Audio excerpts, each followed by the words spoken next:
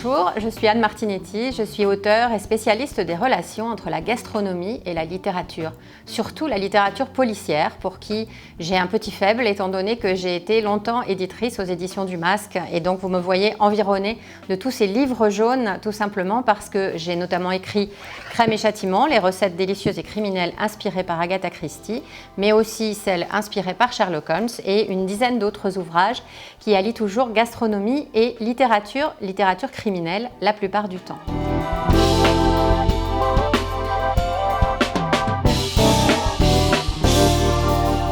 La littérature policière et la cuisine entretiennent des relations extrêmement privilégiées, tout simplement parce que les enquêteurs sont le plus souvent de bons vivants, ou bien parce que peut-être le fait de bien manger permet d'affronter la mort qui est extrêmement présente dans la littérature policière.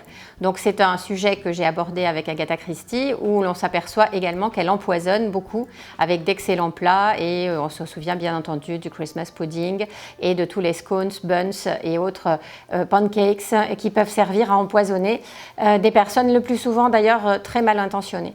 Donc aujourd'hui, nous allons cuisiner Patricia Cornwell qui remporte avec Agatha Christie et Mary Higgins Clark le podium des 3 auteurs ayant le plus vendu de volumes dans le monde.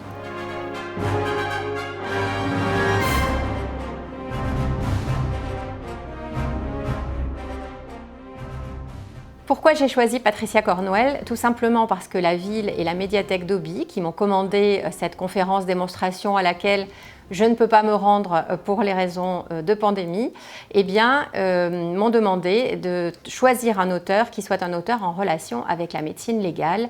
Et qui de mieux que Patricia Cornwell pour nous présenter des recettes bien découpées, bien tranchées, bien ciselées, tout simplement parce que, comme vous le savez, elle a créé le personnage de Kay Scarpetta, qui est docteur et chirurgien en médecine légale, et qu'elle-même a travaillé très longtemps en tant qu'informaticienne au bureau de la police légale de Richmond.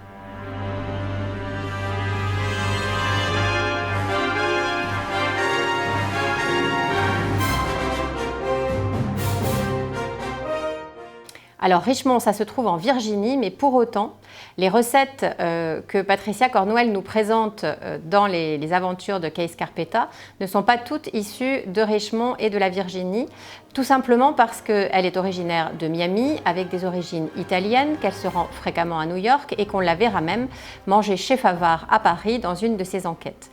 Donc la gastronomie chez Patricia Cornwell, c'est un prétexte à régaler déjà ses amis, que ce soit Marino, Wesley ou d'autres, ou sa nièce Lucie, mais aussi un prétexte à se détendre. Et Patricia Cornwell avoue elle-même que c'est une qualité, la cuisine, qu'elle a mis exprès dans les mains de son héroïne, tout simplement parce qu'elle-même adore cuisiner.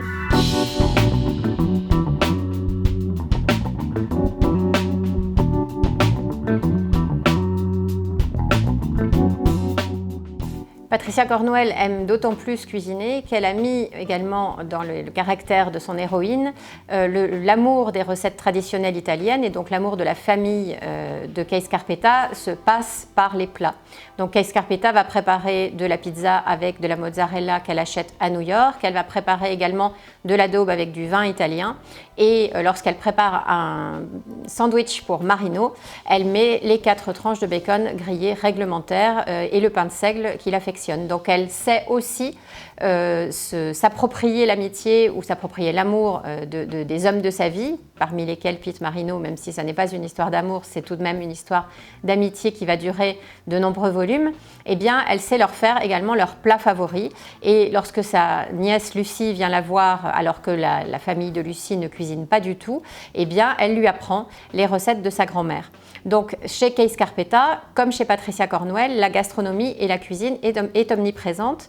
Et d'ailleurs, j'ai eu l'occasion et le plaisir de rencontrer Patricia Cornwell à 2 reprises, notamment lorsque son premier roman post-mortem est paru en France. Et je lui avais d'ores et déjà parlé, puisque c'était un sujet qui m'intéressait, je lui avais parlé des recettes qu'elle plaçait dans son livre, et c'est là qu'elle m'avait expliqué qu'elle mettait elle-même les recettes que sa mère ou que sa grand-mère lui avait apprises, en tout cas des recettes familiales. Et elle rapproche même la gastronomie de l'enquête policière. Elle écrit « De même qu'un meurtre n'est résolu dans de bonnes conditions qu'au terme d'une enquête qui réunit toutes les preuves, Ce que vous cuisinez sera réussi ou pas en fonction des ingrédients que vous aurez utilisés. Prenez le temps de chercher la meilleure huile d'olive vierge extra, la véritable mozzarella au lait de bufflone. N'abandonnez pas tant que vous n'aurez pas trouvé des tomates savoureuses et bien mûres, de l'ail frais et des fines herbes fraîches comme le basilic ou l'origan. Ne laissez pas le mauvais temps, la fatigue ou l'étourderie vous entraîner à acheter ce qui est passable ou au rabais, sauf si vous mangez juste pour recharger vos batteries. Et Kay Scarpetta se lamentera d'ailleurs beaucoup sur l'amour de Lucie, sa nièce, pour la junk food.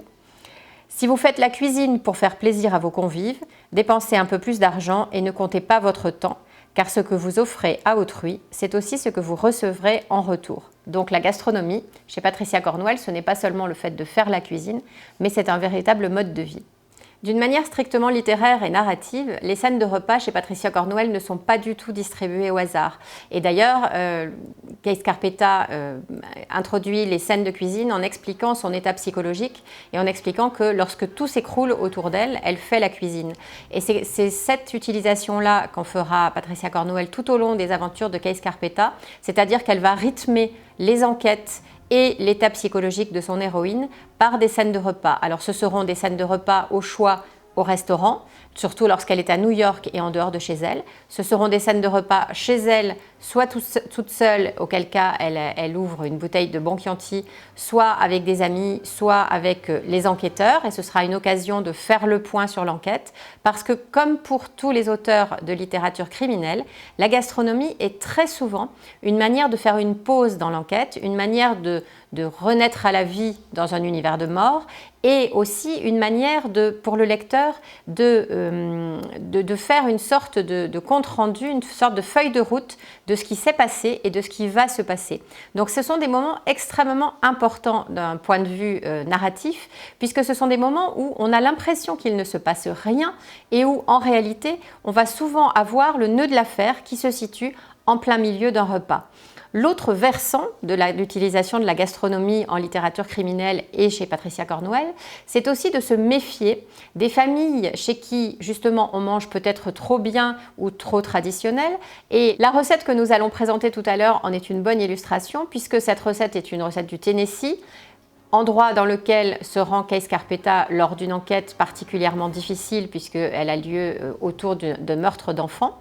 Et lors de cette enquête, les scènes de repas sont vraiment des scènes où l'héroïne va se reposer, va respirer, va manger plus que de raison, parce que c'est le seul moyen pour elle de combattre la sorte de dépression qui se précipite sur elle lorsqu'elle doit interroger des personnes suspectes, et notamment la mère de l'enfant assassiné, lorsqu'elle doit s'introduire dans des foyers ruraux du Tennessee et de Virginie, qui sont pour nous des décors évidemment de polar idéal, tout ce qu'on aime dans le polar américain, mais aussi des moments où elle va s'octroyer de la détente, des moments où elle va respirer, et donc des moments où elle va en profiter pour manger les spécialités des régions qu'elle visite.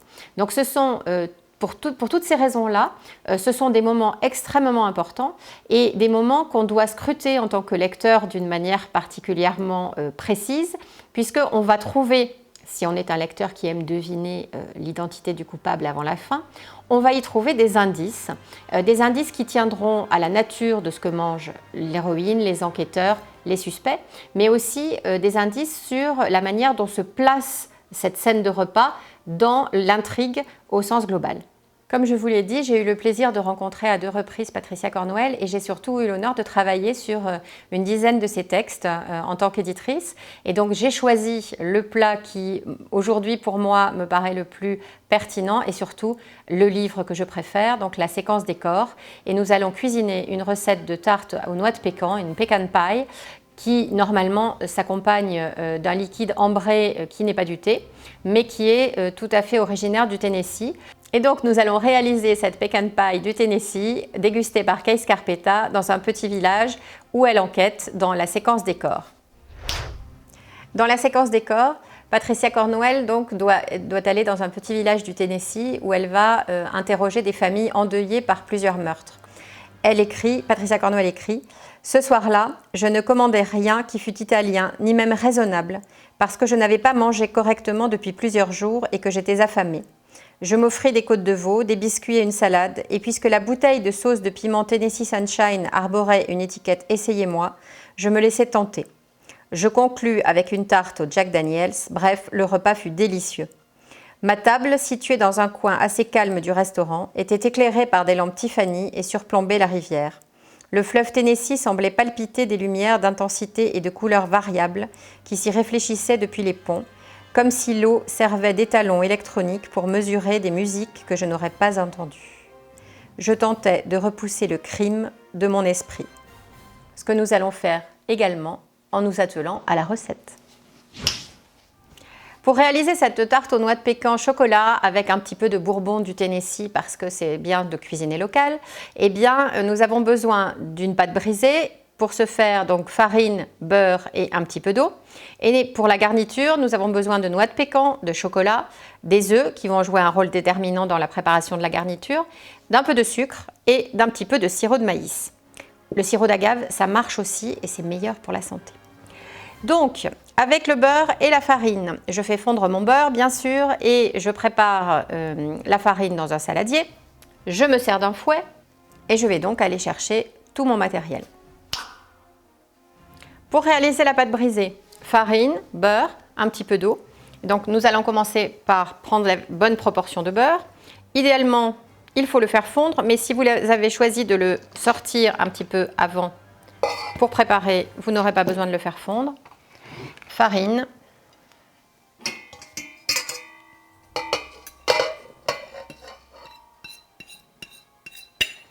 et on mélange, toujours à la fourchette, jamais à la cuillère.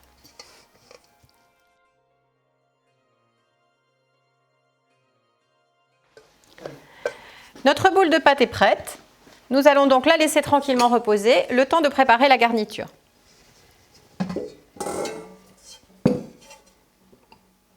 Pour la garniture, nous avons besoin des œufs, nous avons besoin des noix de pécan et également nous avons besoin de chocolat. Ça, c'est pas que pour la recette. Nous avons besoin de chocolat, quoi qu'il en soit. Et d'ailleurs, Kay Scarpetta en mange pas mal. Donc, nous allons casser les œufs.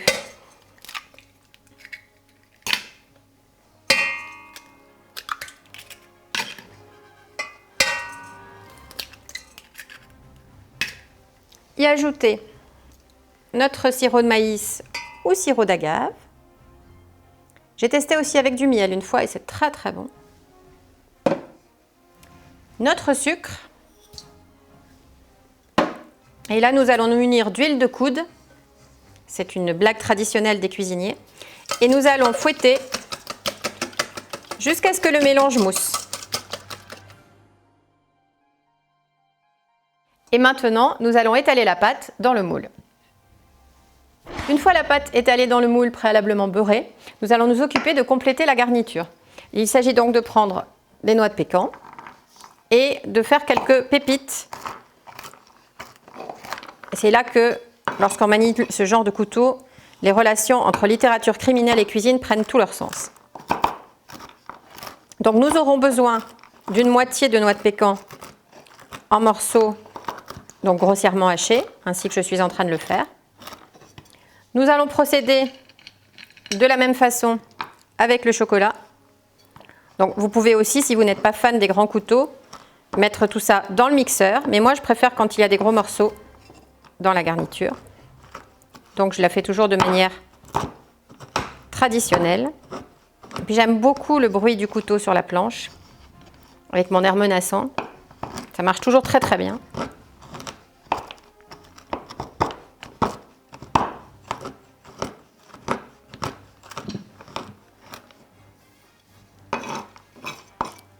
Et vous allez mettre le mélange noix de pécan, chocolat sur votre pâte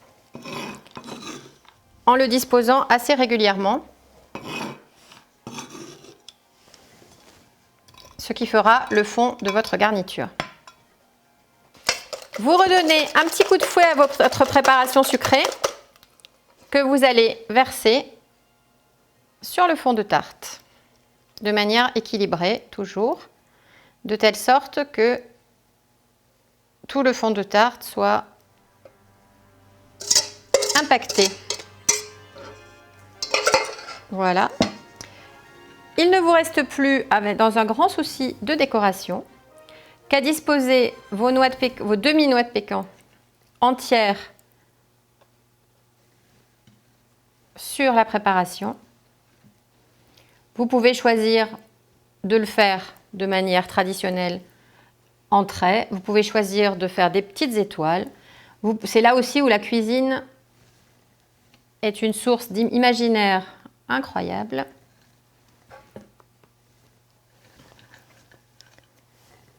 Et donc, vous disposez vos noix de pécan sur votre préparation. Et maintenant, nous allons enfourner pour 45 minutes à 180 degrés, thermostat 6, et on se retrouve pour la dégustation. Votre tarte aux noix de pécan est prête à être dégustée. Aux États-Unis, on l'accompagne d'une boule de glace vanille, de crème fraîche et bien entendu de bourbon du Tennessee. Bon appétit!